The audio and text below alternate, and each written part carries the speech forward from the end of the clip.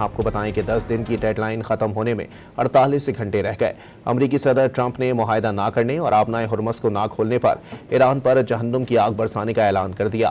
اس سے قبل بھی ٹرمپ ایران کو دھمکیاں اور ڈیڈ لائن دیتے رہے ہیں۔ ایران ان دھمکیوں اور الٹیمیٹم کو خاطر میں نہ لاتے ہوئے شرائط کی تکمیل تک جنگ جاری رکھنے کا اعلان کرتا رہا ہے۔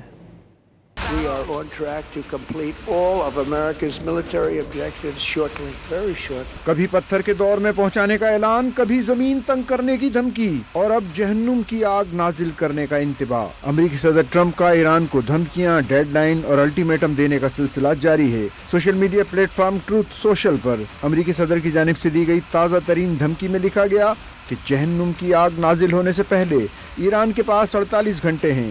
یاد رکھیں وہ وقت کہ جب انہوں نے ایران کو 10 دن دیے تھے کہ یا تو معاہدہ کریں یا آبنائے ہرمز کھول دیں۔ اب وقت ختم ہو رہا ہے۔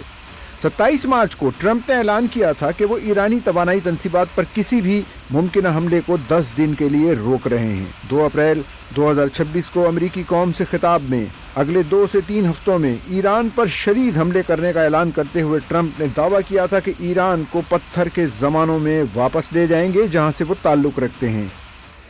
We're going to hit them extremely hard over the next 2 to 3 weeks. We're going to bring them back to the Stone Ages where they belong. Iran ان دھمکیوں اور الٹیمیٹم کو خاطر میں نہ لاتے ہوئے شرائط کی تکمیل تک جنگ جاری رکھنے کا اعلان کرتا رہا ہے۔